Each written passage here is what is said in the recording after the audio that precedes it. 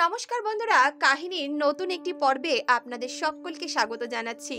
আমি প্রিয়াঙ্কা আর আপনারা দেখছেন সম্ভবামি যুগে যুগে। সকাল সকাল একটি পাড়া থেকে খুব চিৎকার চেঁচামেচির আওয়াজ আসতে লাগলো। এই আওয়াজটি আসছিল পাড়ার একটি ঘর থেকে। ঘরের লোকজন ঘরের বাইরে বেরিয়ে চিৎকার চেঁচামেচি করছিল আর বলছিল, ঘরে তো নেই, ঘরে যখন নেই তাহলে গেলটা কোথায়। সে বাড়ির লোকের এইভাবে চিৎকার চেঁচামেচি শুনে পাড়ার লোকেরাও তাদের বাড়ির আশেপাশে জমা হয়ে গেল। তারা বলতে লাগলো, সকাল সকাল তোমরা এইভাবে চিৎকার চেঁচামেচি কেন করছো, কি হয়েছে? তখনই সেই বাড়ির একজন সদস্য বলে উঠল, আমাদের মা ওপরের ঘরে থাকতো, কিন্তু সকালবেলা যখন টিফিন দিতে আমার বউ ঘরে গেল দেখলো আমার মা ঘরে নেই। আমার মাকে কেউ হয়তো চুরি করে নিয়ে গেছে। এই কথা শুনে সেই পাড়ার লোকজন অবাক হয়ে গেল। তারা বলতে লাগলো, একজন বৃদ্ধ মহিলাকে কে চুরি করে নিয়ে যাবে? তবুও পাড়ার লোকজন সকলে মিলে সেই বৃদ্ধ মহিলাকে আশেপাশে খোঁজাখুঁজি করতে লাগলো। কিন্তু অনেকক্ষণ এদিক ওদিক খোঁজাখুঁজি করার পরও যখন সেই বৃদ্ধা মহিলাকে তারা কেউ পেল না, তখন পাড়ার লোকেরা বৃদ্ধা মহিলার ছেলেদেরকে বলতে লাগলো, তোমরা এক কাজ করো, তোমরা পুলিশে ফোন করো। এদিকে পুলিশের কথা বলার সঙ্গে সঙ্গেই সেই পাড়াতেই একটি ছেলে বাস করত, যার নাম ছিল সাহিল। সাহিল সেখানে এসে বলতে লাগলো, পুলিশকে ডাকার কোনো প্রয়োজন নেই, ওনাদের মা আমার কাছে আছে, আমার বাড়িতে আছে, আর আজকের পর থেকে উনি আমাদের বাড়িতেই থাকবেন। যখন পাড়ার লোক একথা শুনল তখন তারা খুব অবাক হয়ে গেল, কারণ সাহিল একজন মুসলিম ছেলে, আর যাদের মাকে সে নিজের বাড়িতে নিয়ে গিয়ে রেখেছিল সে একজন হিন্দু মহিলা ছিল। তখনই সাহিল গ্রামের লোকের সামনে এমন একটি সত্য ঘটনা বলল, যেটা জানার পর তারা সকলেই হতবাক হয়ে গেল। বন্ধুরা, কি ছিল সেই সত্য ঘটনা যার কারণে একজন মুসলিম ছেলে একজন হিন্দু মাকে নিজের বাড়িতে রাখতে বাধ্য হয়েছিল? চলুন আজকের এই কাহিনীর মাধ্যমে জেনে নেওয়া যাক। আজকের এই কাহিনী ছোট্ট একটি গ্রামের থেকে শুরু হচ্ছে। গ্রামে দুই দম্পতি বাস করতেন, প্রমোদবাবু আর মালতী দেবী। তাদের দুই সন্তান ছিল। বড় ছেলের নাম সঞ্জয় আর ছোট ছেলের নাম প্রশান্ত। প্রমোদবাবুর চানাচুরের ব্যবসা ছিল। প্রমোদবাবু সেই ব্যবসা করে ভালোই টাকা পয়সা উপার্জন করতেন। তিনি নিজের ছেলে দুজনকেও খুব ভালো স্কুলেও পড়াশোনা শেখাতেন। তার ব্যবসাটা যখন একটু ভালোভাবে রমরমা হয়ে উঠল তখন প্রমোদবাবু শহরেই একটি সুন্দর বাড়ি বানালেন এবং সেখানেই তিনি মালতী দেবী এবং নিজের দুই সন্তানকে নিয়ে থাকতে শুরু করলেন। কিন্তু হঠাৎই প্রমোদবাবুর সঙ্গে একটি ভয়ঙ্কর দুর্ঘটনা ঘটল।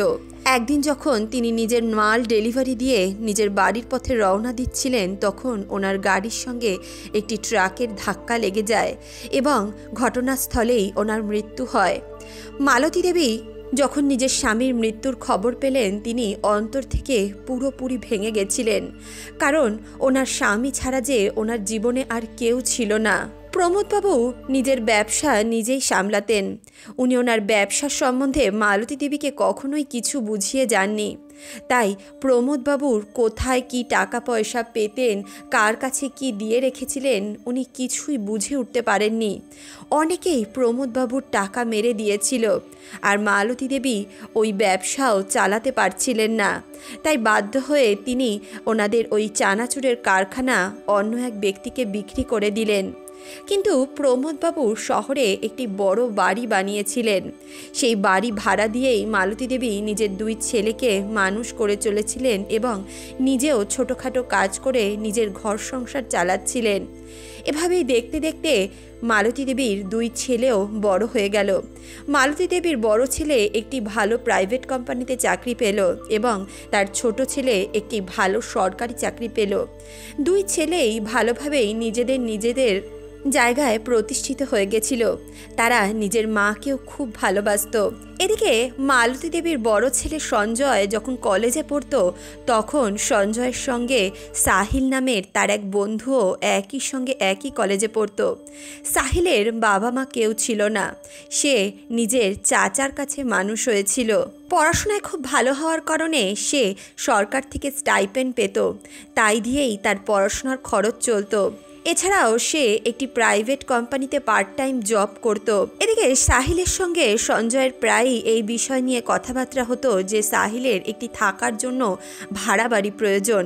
তখনই সঞ্জয় মালতী দেবীর সঙ্গে কথা বলল, আর মালতী দেবীও সাহিলকে নিজের বাড়িতে ভাড়াটে হিসেবে রেখে দিল। কিন্তু সাহিলকে মালতী দেবী নিজের সন্তানের মতোই স্নেহ করত। সাহিলকে তিনি প্রতিদিন রান্না করে খাওয়াতেন।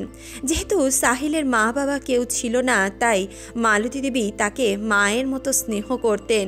আসলে মালতী দেবী খুব ভালো মনের একজন মানুষ ছিলেন।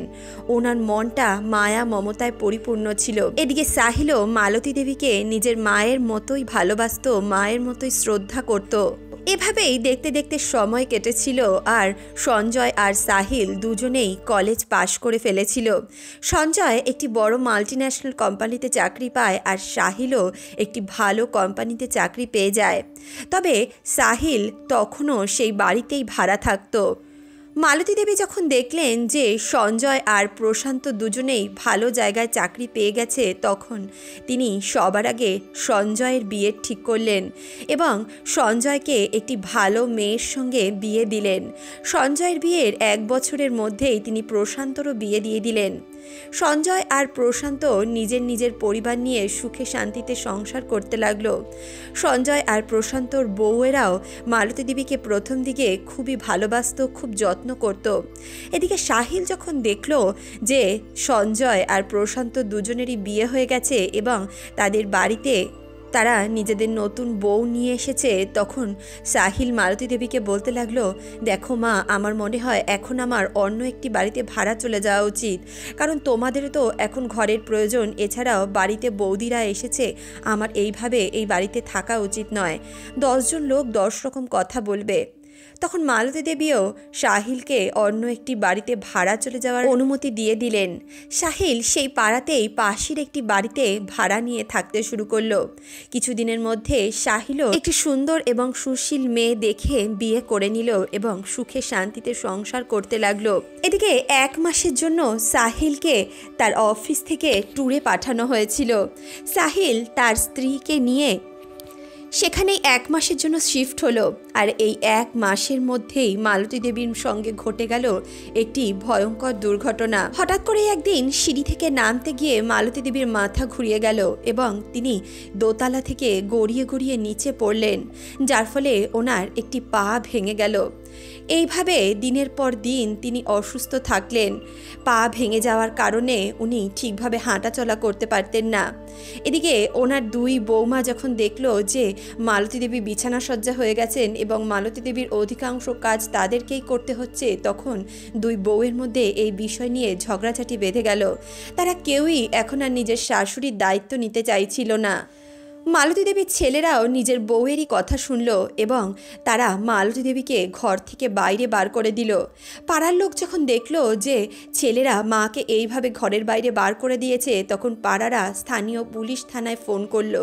কিছুক্ষণের মধ্যেই সেখানে পুলিশ এসে উপস্থিত হলো এবং সঞ্জয় আর প্রশান্তকে তারা শাসিয়ে গেল। তারা বলল, তোমরা যেটা করছো সেটা বেআইনি, তোমাদের মা তোমাদের বিরুদ্ধে কোর্টে কেস ফাইল করতে পারেন। যখন পুলিশ সঞ্জয় আর প্রশান্তকে একথা বলল, তখন তারা বাধ্য হয়ে মালতী দেবীকে আবারও নিজের বাড়িতে স্থান দিলেন। কিন্তু ওই স্থান দেওয়া পর্যন্তই সীমিত, তার থেকে বেশি তার ছেলে বউরা তার সঙ্গে কোনো ভালো ব্যবহার করলেন না। দিনের পর দিন মালতী দেবীকে তারা নির্যাতন করে চলেছিলেন। পা ভেঙে যাওয়ার কারণে মালতী দেবী ঠিকভাবে হাঁটাচলা করতে পারতেন না। এদিকে তার বৌমারা কোনোভাবেই তার যত্ন করতেন না, সময় মতো খেতে দিতেন না, স্নান করিয়ে দিতেন না। দিনের পর দিন তিনি অসুস্থ হয়ে ওভাবেই বিছানায় পড়ে থাকতেন।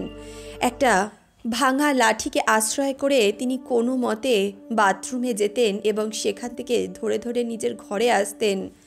এদিকে সঞ্জয় আর প্রশান্ত নিজের বউদের সঙ্গে পরামর্শ করতে লাগলো যে মাকে দোতলার ঘরে পাঠিয়ে দাও। এখানে নিচে থাকলে আমাদের খুব অসুবিধা হয়, আমরা আনন্দ ফুর্তি করতে পারি না, পার্টি করতে পারি না। মাঝে মধ্যেই অফিস থেকে লোকজন আসে আর উনি এইভাবেই ভাঙা পা নিয়ে সারা ঘরে ঘুরে বেড়ান, আমাদের এতে খুব অসুবিধা হয়। এক কাজ করো, ওনাকে ওপরের চিলেকোঠার ঘরে পাঠিয়ে দাও, উনি ওখানেই ভালো মতো থাকতে পারবেন। আর এভাবে ওখানে থাকতে থাকতেই উনি একেবারে ওপরে পৌঁছে যাবেন। দুই ভাই এবং তার দুই স্ত্রী মিলে এই সমস্ত ষড়যন্ত্র করে মালতী দেবীকে ওপরের চিলেকোঠার ঘরে পাঠিয়ে দিলেন। এমনিতেই তো মালতী দেবী ছেলে বৌমারা নিচে থাকতেই ওনার সঙ্গে ভালো ব্যবহার করতো না, সময় মতো খেতে দিত না।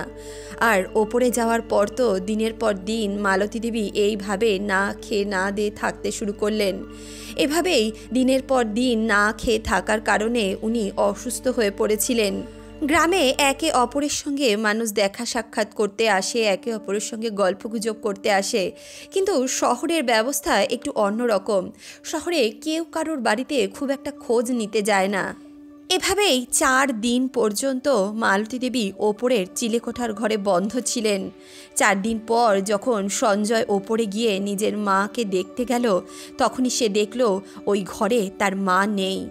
সঞ্জয় অবাক হয়ে গেল এবং তাড়াহুড়ো করে নিচে নেমে আসলো। নিচে নেমে সে প্রশান্তকে এবং নিজের স্ত্রীকে সমস্ত কিছু জানালো। তখনই মালতী দেবীর 2 ছেলে এবং ছেলের বউ ঘর থেকে বাইরে বেরিয়ে আসলো এবং বাইরে বেরিয়ে নিজের শাশুড়ি মাকে খুঁজতে শুরু করলো। সঞ্জয় নিজের মাকে চারদিকে খুঁজতে লাগলো এবং বলতে লাগলো, কোথায় গেল, বাড়িতে তো নেই, কোথায় যে গেছে কিছুই তো খুঁজে পাচ্ছি না, বুঝতেও তো পারছি না কোথায় চলে গেল। এদিকে সঞ্জয়ের কথা শুনে পাড়ার লোকেরা সেখানে জমা হয়ে গেল এবং বলতে লাগলো, কি ব্যাপার সঞ্জয়, তুমি কাকে খুঁজছো? তখনই সঞ্জয় বলল, আমার মাকে কেউ যেন চুরি করে নিয়ে গেছে।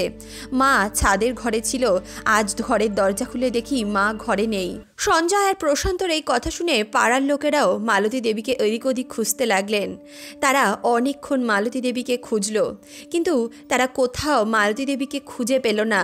তখনই পাড়ার লোক সঞ্জয়কে বলতে লাগলো, এক কাজ করো, তুমি পুলিশে ফোন করো, পুলিশ এসেই এখন মালতী দেবীকে খুঁজে বার করবেন। তখনই সেখানে সাহিল চলে আসলো আর সে পাড়ার লোককে বলতে লাগলো, কোনো পুলিশ ডাকার প্রয়োজন নেই, মালতী দেবী আমার বাড়িতে রয়েছেন আর উনি এখন থেকে আমার কাছেই থাকবেন। এদিকে সাহিলের কথা শুনে পাড়ার লোক অবাক দৃষ্টিতে সাহিলের দিকে তাকিয়েছিল। তারা সাহিলকে জিজ্ঞেস করতে লাগলো, কেন ভাই, তুমি কেন ওনাদের মাকে রাখতে যাবে? তখনই সাহিল বলতে লাগলো, সঞ্জয় আমার বন্ধু, আমরা একসঙ্গেই পড়াশোনা করেছি আর মালতী দেবী আমাকে নিজের সন্তানের মতো ভালোবাসতেন, আমিও ওনাকে নিজের মায়ের মতোই স্নেহ করি, মায়ের মতো ভালোবাসি, তাই আমি চাই এখন থেকে আমার মা যেন আমার কাছে থাকুক। তখনই পাড়ার লোক বলতে লাগলো, কিন্তু সাহিল তুমি এটা করতে পারো না, ওদের মাকে ওরা রাখবে, ওরা কেনই বা তোমাকে এই অধিকার দিতে যাবে। তখনই সাহিলের বাধ্য হয়ে সমস্ত ঘটনা বলতে হলো। সে বলতে লাগলো, দেখো 2 দিন আগে আমি আমার ছাদে গেছিলাম, আমি আর আমার স্ত্রী সেখানে গিয়ে গল্পগুজব করছিলাম। তখনই আমি সেখানে মালতী মাকে দাঁড়িয়ে থাকতে দেখলাম, উনি ছাদে দাঁড়িয়ে এদিক ওদিক তাকাচ্ছিলেন। বন্ধুরা, শহর অঞ্চলে এই রকমই হয়, একটা বাড়ির সঙ্গে আরেকটা বাড়ির ছাদ লাগানো থাকে, তাই এক ছাদের থেকে আরেক ছাদে যাওয়া আসা করা খুব সহজ হয়ে যায়। বিশেষ করে দিল্লি, মধ্যপ্রদেশ এই সমস্ত জায়গায় এই ধরনের বাড়িঘর আমরা অনেক বেশি লক্ষ্য করতে পারি। আর এখন তো আমাদের কলকাতাতেও এই ধরনের বাড়ি লক্ষ্য করা যায়। সাহিল যখন দেখলো যে মালতী দেবী ছাদে দাঁড়িয়ে দাঁড়িয়ে এদিক ওদিক দেখছেন, তখন সাহিল 2টো ছাদ টপকে মালতী দেবীর কাছে পৌঁছলো। সে মালতী দেবীর কাছে গিয়ে বলতে লাগলো, মা তুমি এটা কি করছো, ছাদের থেকে উকি মারছো কেন? তুমি যদি ছাদের থেকে পড়ে যাও তাহলে তোমার কি হবে তুমি জানো? তখনই মালতী দেবী বললেন, বাবা এইভাবে বেঁচে থাকার থেকে তো মরে যাওয়া অনেক ভালো। তখনই সাহিল মালতী দেবীকে বলতে লাগলো, কেন মা, তুমি কেন এমন কথা বলছো? মালতী দেবী কাঁদতে কাঁদতে সাহিলকে সমস্ত কথা জানালেন। তিনি জানালেন ওনার ছেলের বউ ওনার সঙ্গে কেমন ব্যবহার করছেন, এমনকি শীতের রাত্রে ওনাকে গায়ে দেওয়ার মতো একটা গরম জিনিসও দেননি। তিনি জানালেন 2 দিন হয়ে গেছে উনি কিছুই খাননি। এদিকে সাহিল যখন মালতী দেবীর মুখে একথা শুনল, তখন সে আর নিজেকে আটকে রাখতে পারল না। সে মালতী দেবীকে নিজের কোলে তুলে নিল এবং ছাদ টপকে নিজের বাড়িতে চলে গেল। এই কাজে সাহিলের স্ত্রীও সাহিলকে সাহায্য করেছিল। সাহিল পাড়ার লোককে বলতে লাগলো, মালতী দেবী এখন আমার বাড়িতে আছেন এবং সুখে শান্তিতে নিজের জীবন কাটাচ্ছেন। উনি অনেক শান্তিতে রয়েছেন, ওনাকে শুধু শুধু আপনারা বিরক্ত করবেন না।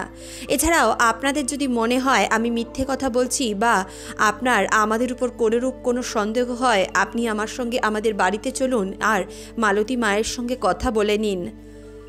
পাড়ার লোক যখন সাহিলের মুখে একথা শুনল তারা খুব অবাক হলো। তারা এর আগেও সঞ্জয় আর প্রশান্তকে দেখেছিল, তারা নিজের মাকে ঘরের থেকে বাইরে বার করে দিয়েছিল। এর আগের বার তারাই পুলিশ ডেকে সঞ্জয় আর প্রশান্তকে শায়েস্তা করেছিল এবং তাদের মাকে ঘরে নিতে বাধ্য করেছিল। কিন্তু এবার যে তারা এত বাজে একটা ষড়যন্ত্র করবে এটা পাড়ার লোক ভাবতে পর্যন্ত পারেনি। যেই সন্তানদের জন্য একটা মা সারা জীবন এত কষ্ট করে তাদেরকে মানুষ করলো, সেই মাকে দুবেলা দুমুঠো খেতে পর্যন্ত এরা দিতে পারেনি। তখনই পাড়ার লোক সাহিলের সঙ্গে তাদের বাড়িতে গেল। তারা দেখল মালতী দেবী সাহিলের বাড়িতে বসে আছেন আর সাহিলের স্ত্রীর সঙ্গে গল্প করছেন। মালতী দেবীকে দেখে পাড়ার লোক অবাক হয়ে গেল। তারা মালতী দেবীকে জিজ্ঞেস করলো, কাকিমা আপনি এখানে? তখনই মালতী দেবী বলতে লাগলেন, হ্যাঁ আমি এখানে, আর আমি এরপর থেকে এখানেই থাকতে চাই। সাহিল আর তার স্ত্রী আমাকে খুব যত্ন করে, আমাকে খুব ভালোবাসে, আমি আর ওখানে ফিরে যেতে চাই না।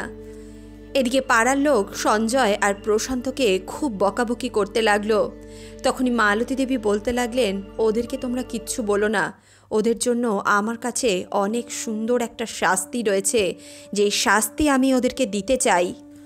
তখনই মালতী দেবী সাহিলকে বললেন, বাবা সাহিল তুমি পুলিশকে ফোন করো, ওই বাড়ি এখনও আমার, আমি ওই বাড়িতে ওদেরকে থাকতে দেব না। ওদের যেদিকে দু চোখ যায় ওরা চলে যেতে পারে, কিন্তু আমার বাড়িতে আর ওরা এক মুহূর্তও থাকতে পারবে না।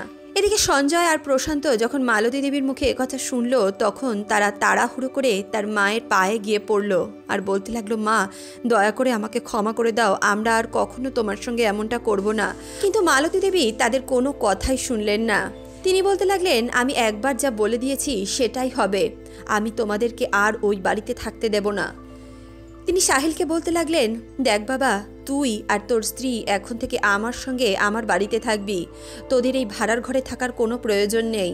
তখনই সাহিল মালতী দেবীকে বলতে লাগলো, না মা তুমি এমনটা করো না, ওরা তোমার সন্তান, মা কোনোদিনও সন্তানের সঙ্গে এমনটা করতে পারে না, সন্তান খারাপ হলেও মা কোনোদিনও খারাপ হয় না, তাই তুমি কোনোদিনও তোমার সন্তানের সঙ্গে এমনটা করো না।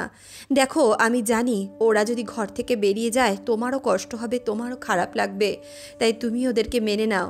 দেখো ওরা নিজের ভুল বুঝতে পেরেছে আর ভবিষ্যতে ওরা কখনোই তোমার সঙ্গে এমনটা করবে না। এদিকে সঞ্জয় আর প্রশান্ত তার মায়ের পায়ে পড়ে কান্নাকাটি করছিল।